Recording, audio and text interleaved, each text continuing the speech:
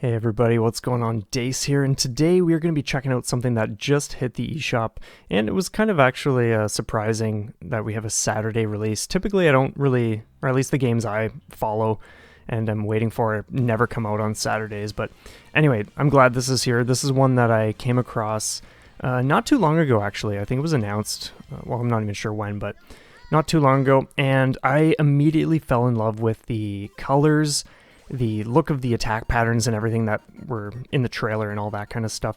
So we're just going to go over a bit of gameplay. I just finished doing this little session and I figured I would just do a short chat, just kind of touching on some of the stuff. So right off the bat, as you saw, we have 3 weapon options that we can choose from. I kind of just credit feed just to get a feel for things, and also one thing I really like is that when you game over, and if you choose to continue, you can have a different weapon. You are given the choice of whatever one of 3 that you want to use. So if you're finding, okay, I'm not so crazy about this one, I want to check out another one, you can do that, no problem. So that's a really cool thing they've thrown in there. I just love the enemy variety. Like, there are a bunch of things that I just really, really enjoy about this already. The enemy variety of the attack patterns, everything is nice and chunky. There's really no confusing bullets or not seeing bullets. Like, everything is just super visually crisp and clear in this. It's just fantastic. The music is solid. The controls are just great. From the short session I've had so far, like, no issues whatsoever. And one thing that I really enjoy, too, is each stage doesn't just have different enemies, but different elements they throw into the mix. So we'll see some examples. I'll point some out. I won't spoil anything until we get there.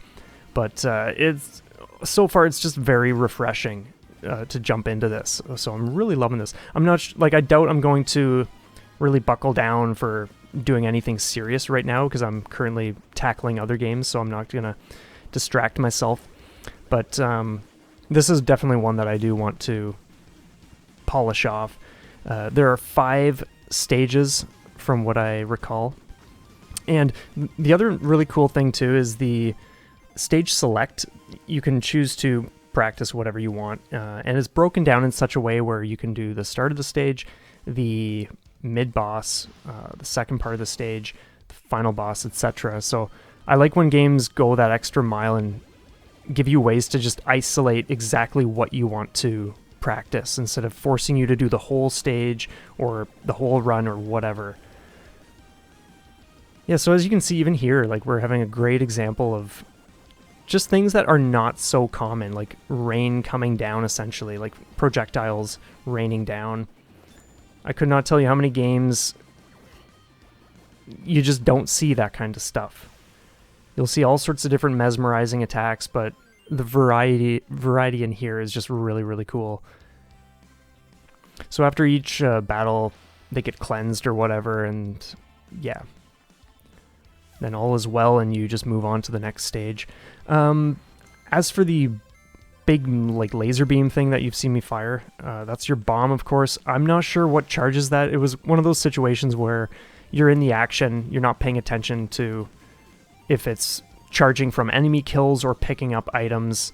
So that's just something I'll pay closer attention to now when I'm watching over this and doing my commentary, or just as I play more or whatever. Those are obviously like power-ups, the thing I just grabbed, or at least that's what it appears to be. But I just love the way they've balanced the colors in this game. And even the backgrounds, even though they're fairly basic looking in nature, like shape-wise, I mean, there's a lot going on. Like, just the fact that we have this gorgeous setting with these columns coming out of the water, we have a reflection, we have different layers in the background and a nice sky. Like, there's just some really cool stuff going on here.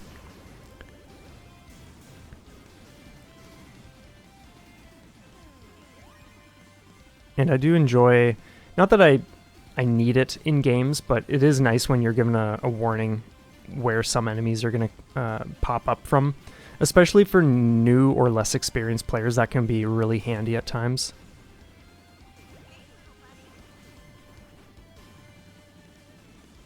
But yeah, we got... Oh, I cannot get over how cool the enemies are. Just the way they filter in.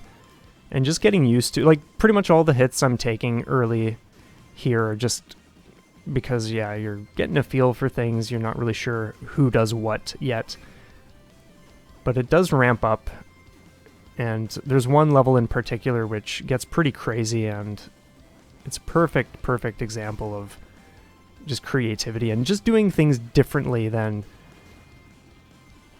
yeah, a lot of shmups tend to do. Or at least the ones I'm familiar with.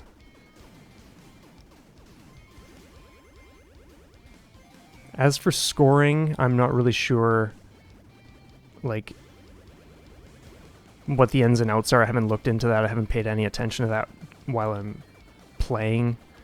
So I couldn't tell you if there's, like, some benefit to canceling out projectiles with your beam when you do that. Because it appears to do that, whatever is in line with it just kind of gets blasted out of the way.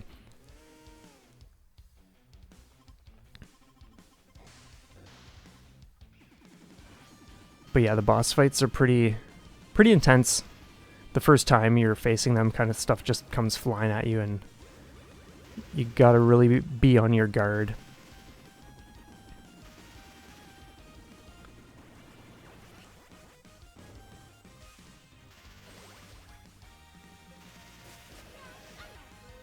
Typically in games, I will go for the ship or weapon type that is straight firing.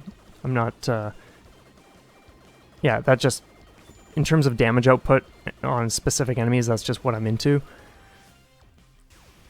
But I do like the variety here. And with how chaotic and all over the place enemies are, it kind of makes sense to, yeah, just experiment and find what you're really into.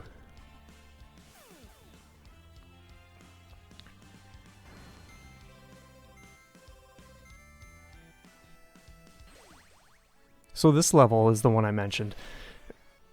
So it's really cool because we have these huge ice shards just flying, and we've all played games where you have ice blocks where when you damage it, it starts to crack, and then finally it will crack.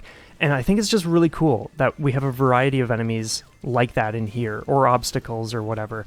It's just really cool to see that in a shmup. It might be the first time I've ever actually seen that sort of thing used in this way anyway, where it's specifically a winter setting or ice zone or whatever. But yeah, this stage is definitely where things ramp up quite a bit. And this level goes places beyond what you've seen so far too. But we have yet to get there. But yeah, even throwing in something like falling spikes or ones that go up and down. Again, we've seen that in countless video games, but you don't often see that in a shmup. And this enemy is just really cool, this halfway boss. Pretty deadly dude, if you're not careful. So yeah, I haven't actually looked into if there are different difficulty modes, but the game does not hold your hand. Like, it just throws a lot at you right from the get-go. Which is great too, because it feels approachable, and yet it's a nice challenge. And this part gets pretty awesome too. You're just cruising down this corridor. Actually, maybe it's not that part. It's probably coming up still. But there's a section where things start caving in behind you, and so you gotta make sure you're pushing. Yeah, here it is. You gotta make sure you're pushing ahead enough and not getting too cramped at the very back of the screen, or the one side.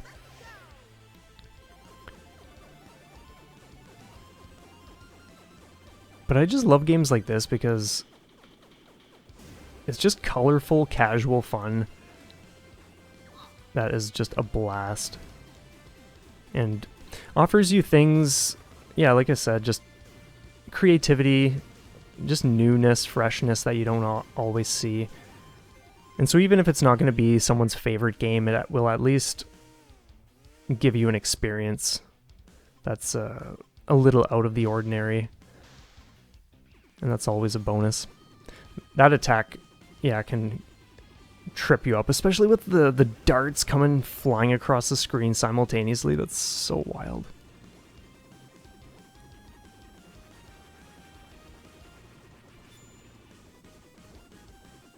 I love it. It's easy to take silly hits because, yeah, you're just, yeah, focused on figuring things out for the first time, but like that, stuff like that's just, yeah, silly.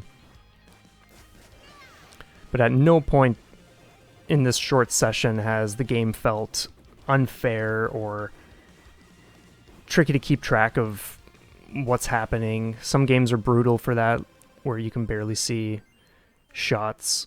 And I know for some people's eyes that's going to be an even bigger issue.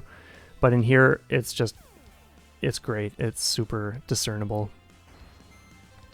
So I think what I do for this last stage is I just jump in for a minute or so. I like the little ghosts that go rising up. It actually, seeing those ghosts inspired an idea. It would be neat to have a shmup where for every enemy you kill, the game keeps track of that, and depending on what amount that hits, there's some kind of consequence later in the game. Either that representing a greater amount of boss health, or they reach a certain type of power level that they might not reach otherwise if you were killing less enemies. Because I don't think I've ever seen that sort of thing implemented in a shmup, but when I make my own shmup, these are the things that I will be putting in, because I have tons of ideas like this that I would just love to put into action someday, but yeah, I'm in no rush for that kind of stuff though.